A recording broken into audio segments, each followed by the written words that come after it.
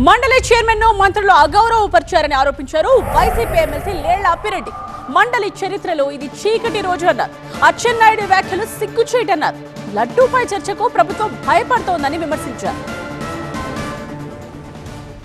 అధికార పార్టీ మంత్రులు ప్రవర్తించినటువంటి తీరు కానీ, శాసన మండలి సభ్యులు మాట్లాడినటువంటి మాటలు కానీ, ఎందుకంటే మేము లోనున్నాం కాబట్టి అడుగడుగునా కూడా అడ్డుకోవడానికి ప్రయత్నం చేశారు. మరోపక్క ప్రజాస్వామ్య చరిత్రలోనే శాసన మండలిలో చేరుకున్నటువంటి గౌరవాన్ని డైరెక్ట్గా చైర్మన్ గారి మీదే వాళ్ళు తూటాలు వదులుతూ ఉన్నారు.